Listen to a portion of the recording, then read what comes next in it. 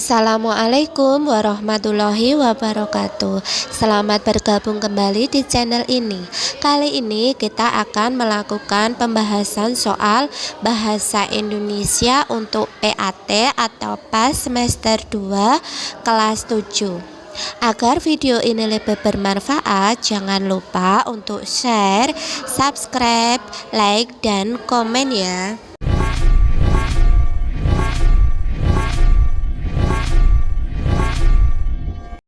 Baik, langsung kita ke soal yang pertama. Penulisan alamat yang tepat untuk surat dinas adalah, di sini bisa dilihat pada pilihan jawaban A. Jika sudah memakai YTH, tidak perlu ditulis kepada. Jadi jawaban yang A salah. Yang B, kepada, harusnya diikuti dengan tanda titik 2. Terus kemudian di sini penulisan gelar DRA itu yang betul, tidak usah diberi jeda titik di antara hurufnya itu. Jadi langsung ditulis D huruf kapital, kemudian R dan A huruf kecil. Jadi jawaban yang B juga salah. Kemudian jawaban yang C, kepada, harusnya diikuti dengan tanda titik 2 juga, tidak perlu diikuti dengan YTH. Jadi kalau sudah kepada, YTH nya tidak usah, atau juga sebaliknya, kalau sudah YTH tidak perlu memakai kepada. Jadi jawaban yang tepat adalah D. Nah, pada soal nomor 2 ini adalah soal bacaan. Jadi kalau kita menemui soal bacaan itu kita langsung ke clue atau inti soal. Jadi di sini inti soalnya yaitu kalimat yang mengungkapkan keunggulan buku adalah, setelah kita membaca clue atau inti soal, baru kita mencari bacaan yang diinginkan oleh soal tersebut. Di sini kita mencari keunggulan sebuah buku. Untuk kalimat yang pertama, buku ini memiliki beberapa keunggulan. Nah, itu termasuk di dalam keunggulan buku. Jadi kita mencari jawaban yang ada nomor 1, yaitu jawaban A dan D. Nah, kita fokusnya di A dan D. Kemudian yang B dan C sudah pasti salah. Nah, lalu kita lanjutkan di kalimat kedua. Perwajahnya menarik karena disertai gambar berwarna. Ini juga betul. Kemudian yang nomor 3, kertas yang digunakan berkualitas tinggi. Nah, ini termasuk dalam jawaban keunggulan buku. Lalu bagaimana yang D? Kalimat keempat, sayangnya. Nah, kalimat utama atau kata utama saja sudah menunjukkan kekurangan. Jadi yang D itu jawaban yang tidak tepat. Jadi jawaban yang tepat adalah A. Masih dengan bacaan yang panjang ya untuk soal nomor 3. Langsung kita ke pertanyaan. Rangkuman isi paragraf di atas yang tepat adalah, kemudian cara merangkum paragraf itu yaitu mencari isi dari bacaan tersebut, kemudian menyimpulkan menjadi kalimat yang lebih padat. Nah, dari bacaan ini kita bisa membacanya terlebih dahulu. Sampah yang setiap hari dibuang sebenarnya bisa dibedakan menjadi 2 macam. Nah, dari kalimat pertama saja kita bisa mengambil kesimpulan untuk jawabannya, yaitu coba kita lihat di jawaban pilihan A. Sampah ada 2 jenis. Nah, ini sudah mewakili dari kalimat pertama yang kita baca. Jadi kita lanjutkan untuk membaca pilihan jawaban yang kedua. Pilihan jawaban yang B, sampah mudah membusuk, sampah sulit membusuk. Ini merupakan bagian dari kalimat pelengkap 2 macam sampah. Kemudian yang C, setiap hari kita membuang sampah. Ini juga kalimat pelengkap atau kalimat lanjutan dari kalimat yang utama tadi. Sedangkan yang D, sampah organik, basah dan seterusnya itu juga merupakan kalimat penjelas. Jadi kalimat utama atau isi dari bacaan ini adalah yang A, sampah ada 2 jenis. Jadi jawaban yang tepat adalah A. Keunggulan dan kelemahan buku tidak berkenaan dengan. Jadi ketika kita mencari keunggulan dan kelemahan buku, maka yang kita analisa adalah tema, penokohan, amanat. Jadi kita tidak boleh menganalisa nama penerbit. Jadi jawaban yang tepat adalah D.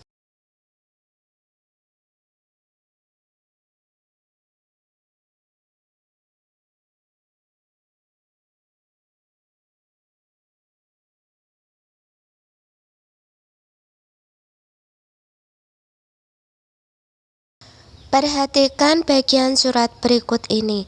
Demikian surat undangan ini kami sampaikan. Atas perhatian Bapak Ibu Guru kami ucapkan terima kasih. Dilihat dari katanya demikian, berarti ini menunjukkan sebuah kalimat penutup. Jadi jawaban yang tepat adalah C. Soal nomor 6. Nah, di sini kita bertemu lagi dengan soal yang panjang ya. Langsung kita ke inti soal. Penggalan resensi buku di atas menyampaikan tentang, lalu baru kita baca bacaannya.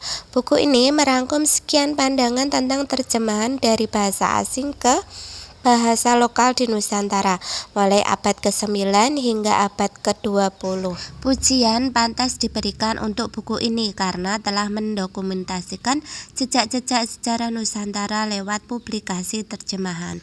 Nah, sekarang dilihat dari kalimat yang ada, yaitu kata pujian. Kalau ada kata pujian itu berarti menunjukkan tentang sebuah kelebihan.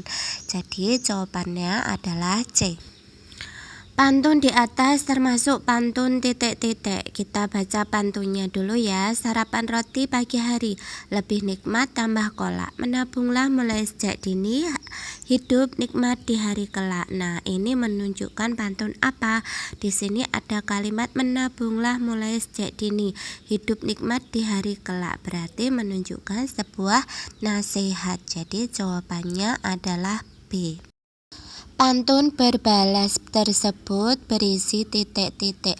Sekarang kita lihat di pantunnya. Menyapa tamu duduk di bangku, hujan deras membuat badan sakit. Apakah kamu bisa membantuku mengerjakan tugas yang sulit? Kemudian dibalas dengan bait kedua. Menyapa tamu duduk di bangku itu sangat baik sekali. Kamu tidak perlu malu-malu, aku akan bantu dengan senang hati. Dari pilihan jawaban A, B, C, dan D, jawaban yang paling tepat yaitu D. Seseorang yang dengan senang hati membantu temannya yang mengalami kesulitan. Ini bisa dilihat dari isi dari pantun terakhir, yaitu aku akan bantu dengan senang hati. Tema pantun berbalas tersebut adalah titik-titik.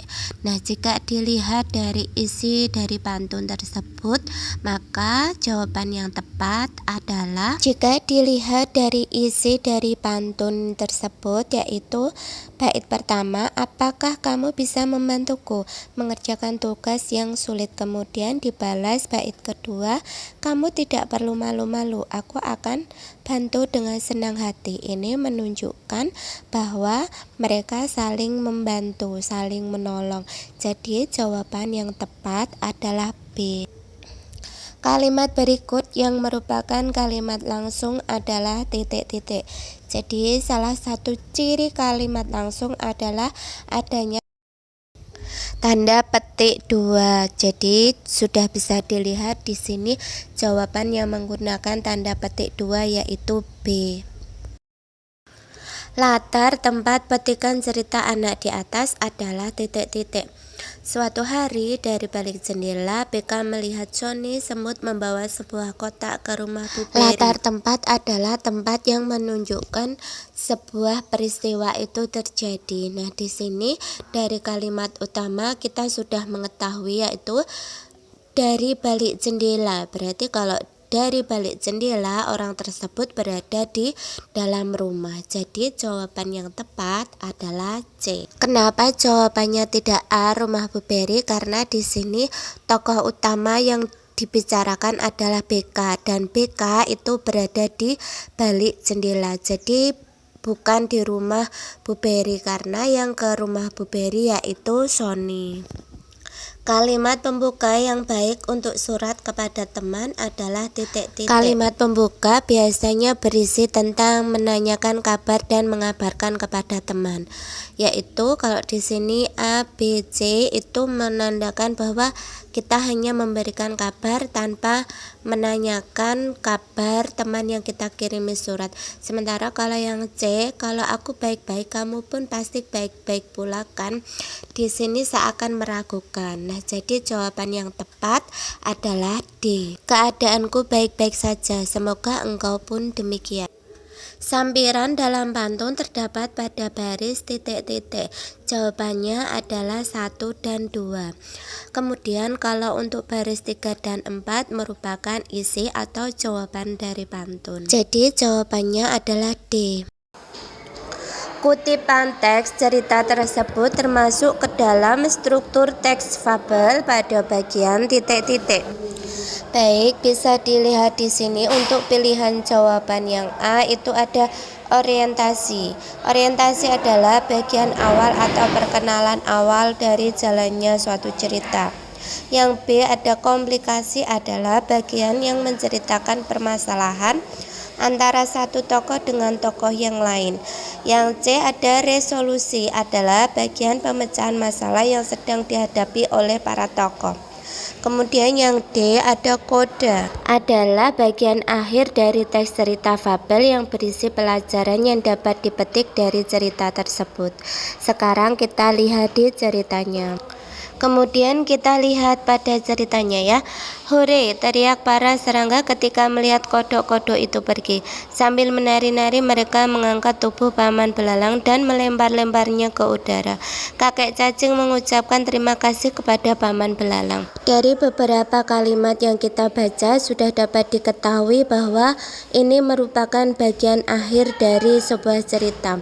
Karena dilihat dari kalimatnya yaitu kakek cacing mengucapkan terima kasih. Nah, di sini kalau sudah mengucapkan terima kasih berarti sudah ada tanda-tanda akhir cerita. Jadi kalau di akhir cerita itu termasuk dalam struktur dekoda. Kata kerja yang terdapat pada kalimat pertama kutipan fabel tersebut adalah titik-titik. Kemudian untuk arti dari kata kerja adalah kata-kata yang menunjukkan suatu tindakan, kejadian, atau keadaan. Untuk para serangga itu termasuk kata benda, kemudian ketika itu kata hubung, sedangkan hore adalah kata seru. Jadi di sini yang merupakan kata kerja adalah C, melihat. Berikut ini bukan kegiatan yang dilakukan saat mengomentari buku adalah titik-titik. A. Mengidentifikasi buku. B. Mencari keunggulan dan kelemahan buku. C. Menambah isi buku. D. Mencermati bahasa dan isinya.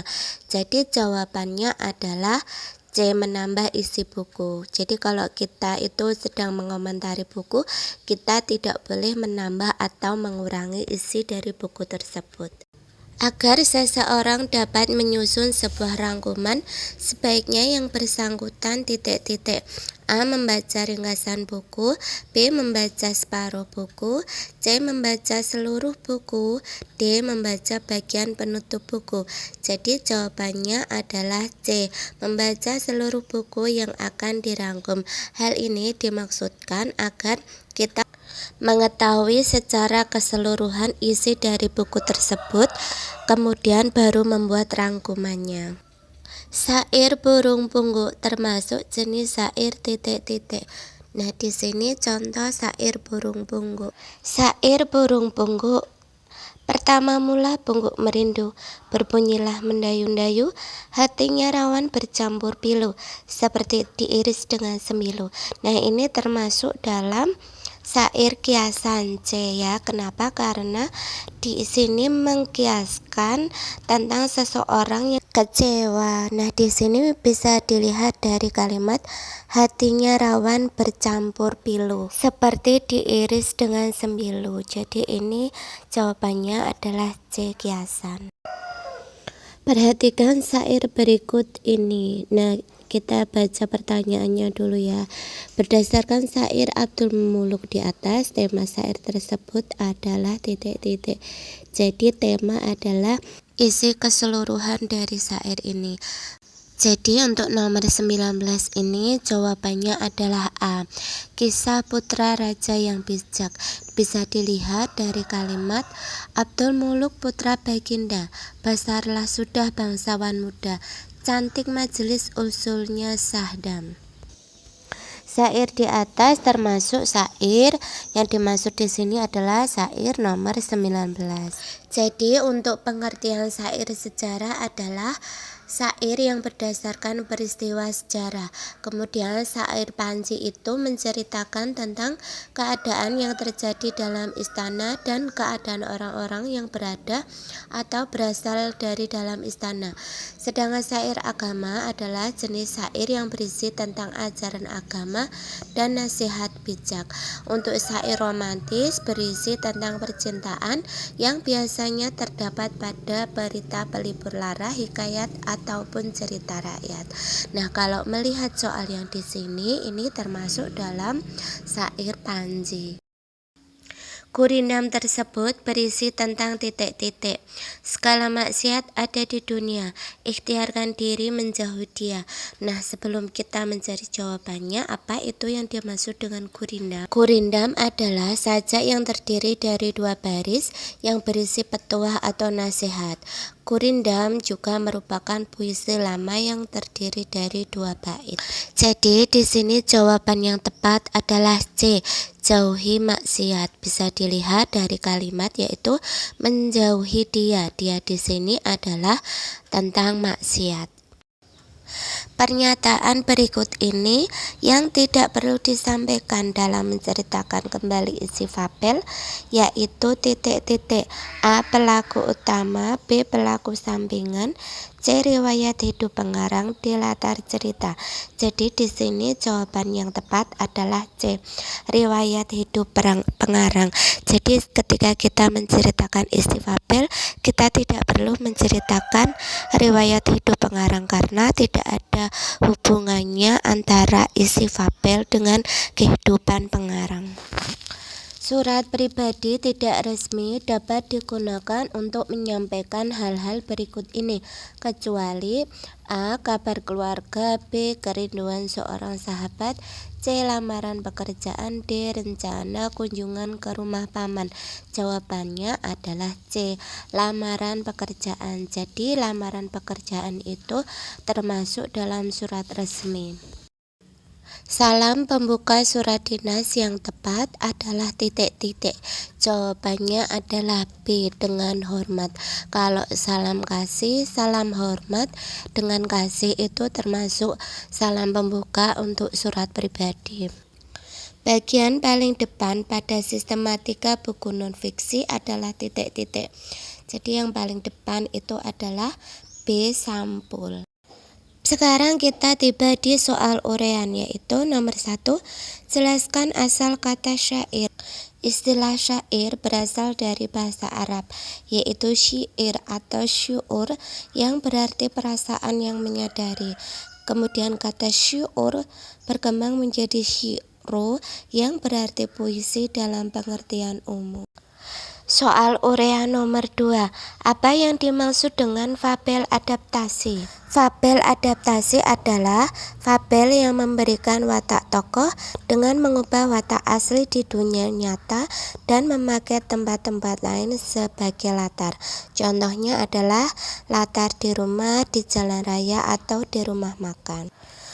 Bagaimana penulisan lampiran pada surat dinas?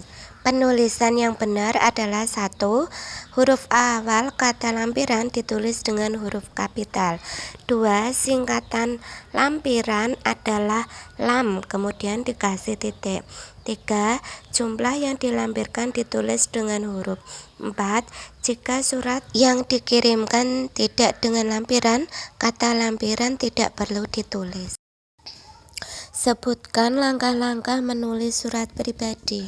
Berikut adalah langkah-langkah menulis surat pribadi. 1. Menulis tempat dan tanggal penulisan surat. 2. Menulis alamat tujuan surat dikirim. 3. Mengawali dengan salam pembuka. 4. Menulis pesan yang ingin disampaikan dengan bahasa yang komunikatif. 5. Menutup dengan salam penutup. 6. Menyertakan identitas pengirim. Sebutkan identitas buku yang harus dicatat saat mengomentari buku. Identitas buku yang harus dicatat pada saat mengomentari buku adalah judul buku, pengarang atau penulis, penerbit, tahun terbit, dan tebal buku. Demikian pembahasan soal untuk mata pelajaran Bahasa Indonesia. Semoga bermanfaat. Wassalamualaikum warahmatullahi wabarakatuh.